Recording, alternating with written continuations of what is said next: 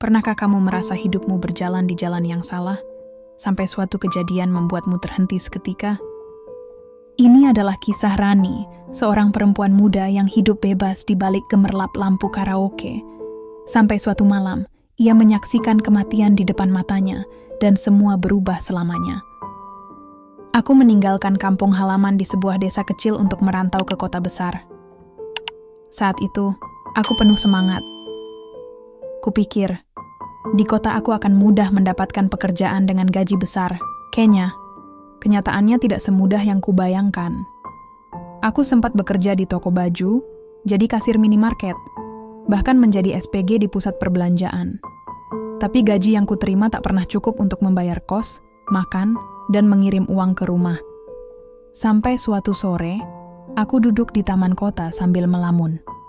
Seorang teman lama, Mita, yang dulu pernah satu kampung denganku, tiba-tiba menghampiri. Kami mengobrol panjang. Mita terlihat cantik, riasannya rapi, bajunya modis, tas di tangannya jelas mahal.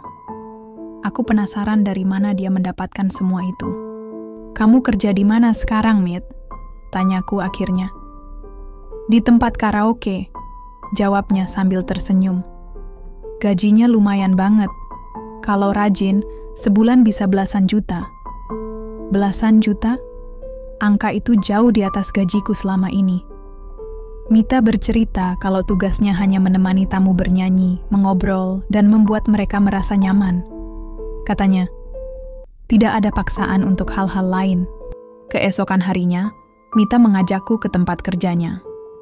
Dari luar, bangunannya tampak mewah, lampu-lampu berwarna menghiasi dinding. Musik terdengar samar, dan aroma parfum menyambut begitu pintu dibuka. Di dalam, beberapa ruangan VIP berjejer, dihuni oleh pria-pria berpenampilan rapi. Bosnya, pria berusia 40-an dengan senyum ramah, menawarkanku pekerjaan di sana. "Kamu cantik, sopan, dan punya pembawaan manis. Cocok banget kerja di sini.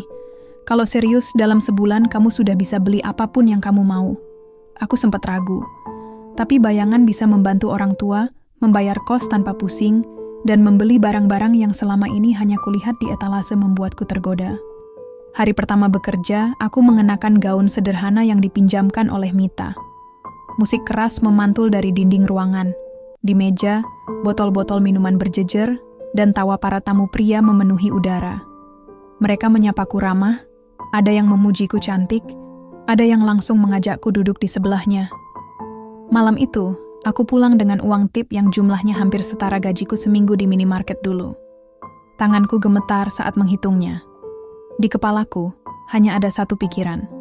Ternyata begini rasanya hidup di kota besar. Cepat, mudah, dan penuh warna. Aku tak tahu bahwa warna-warni itu akan perlahan membuat mataku buta. Sudah 3 bulan aku bekerja di tempat karaoke itu. Awalnya terasa menyenangkan. Setiap malam ada tawa, musik, dan uang yang mengalir deras. Aku mulai terbiasa memakai gaun ketat, make up tebal, dan parfum wangi yang menyengat. Uang di dompetku selalu tebal. Aku bisa makan di restoran mahal, membeli ponsel keluaran terbaru, dan mengganti tas setiap bulan. Tapi ada satu hal yang jarang kulakukan, menelpon ibu di kampung. "Halo Bu, Rani, kamu sehat? Kerja di mana sekarang? Kok jarang cerita?" "Sehat Bu, lagi sibuk banget. Nanti aku kabarin ya." Aku memutuskan telepon sebelum ibu sempat bertanya lebih jauh. Rasanya berat untuk jujur.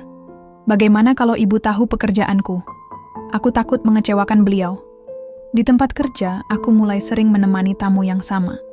Bayu, pria 30-an yang selalu datang 2 kali seminggu. Dia murah hati, selalu memberiku tip besar, bahkan sering membelikan hadiah. Aku pikir dia berbeda dari tamu lain. Suatu malam, setelah sesi karaoke selesai, Bayu berkata, "Ran, temenin aku minum di luar, ya? Sekalian nginap di hotel. Aku bakal kasih kamu 5 juta. Aku terdiam. 5 juta, angka yang besar untuk sekali malam. Tapi entah kenapa, hatiku menolak. "Maaf Mas, aku nggak bisa." Wajahnya langsung berubah. Tatapannya dingin, bibirnya menyunggingkan senyum tipis yang membuatku tidak nyaman. Oke, kalau gitu, kita lihat nanti. Sejak malam itu, aku mulai sadar bahwa di balik uang dan senyum manis para tamu, selalu ada maksud lain. Aku mencoba mengabaikannya, tapi rasa gelisah mulai mengendap di pikiranku.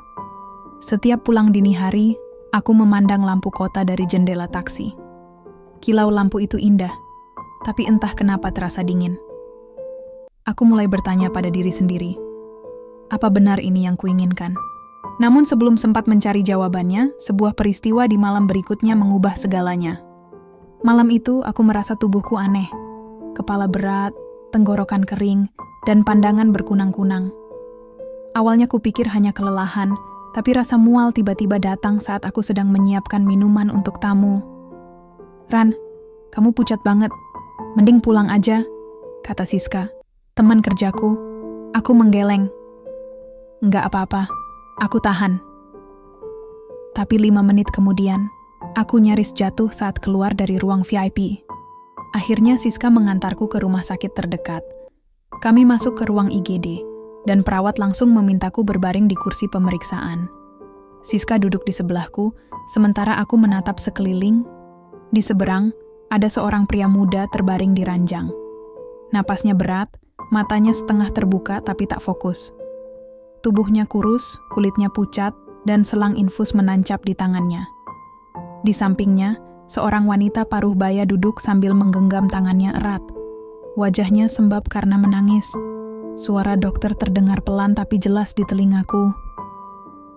"Bu, kondisinya sudah kritis. Mohon bersiap." Wanita itu mulai terisak, memanggil nama pria itu berulang-ulang. "Nak, bangun. Nak, ibu di sini." Beberapa menit kemudian, suara bip panjang dari monitor jantung memenuhi ruangan. Tubuh pria itu kaku, kepalanya miring ke samping. Sang ibu jatuh berlutut di samping ranjang, memeluknya sambil menangis histeris. Aku terpaku. Dadaku terasa sesak, mataku panas. Untuk pertama kalinya, aku membayangkan diriku di posisi pria itu. Pergi di usia muda, meninggalkan dunia dalam keadaan seperti ini.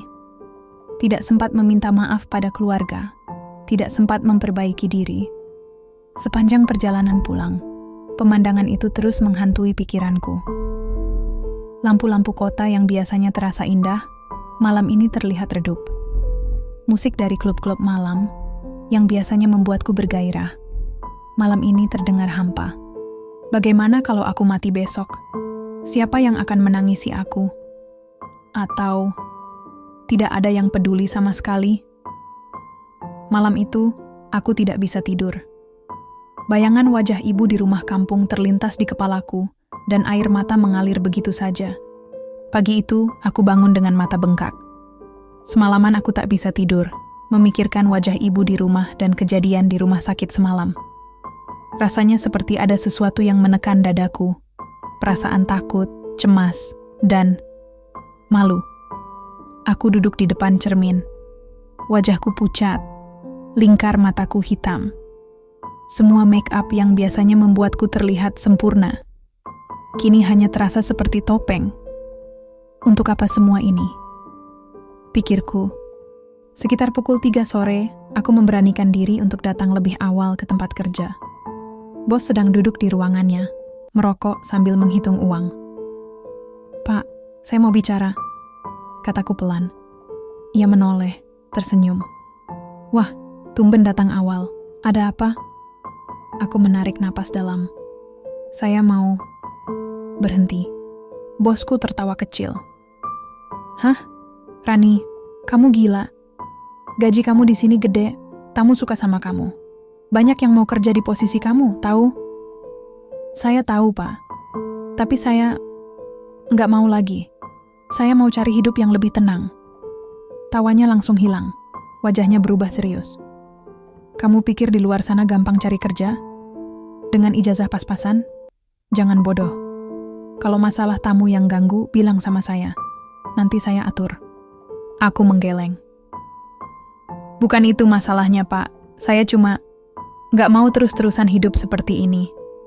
Keluar dari ruangan bos, aku langsung disambut tatapan heran dari teman-teman kerja. Kamu serius, Ran? Tanya Siska. Iya.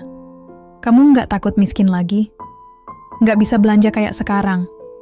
Kalau cuma soal barang, aku bisa kerja keras. Tapi kalau soal hati yang tenang, itu nggak bisa dibeli. Malam itu, untuk terakhir kalinya, aku mengenakan gaun kerja. Rasanya aneh. Semua terasa lebih lambat. Lampu warna-warni, musik keras, tawa para tamu, seperti ingin aku mengingatnya sebagai penutup, bukan awal lagi. Pukul 2 dini hari, aku keluar dari gedung itu. Udara malam terasa berbeda.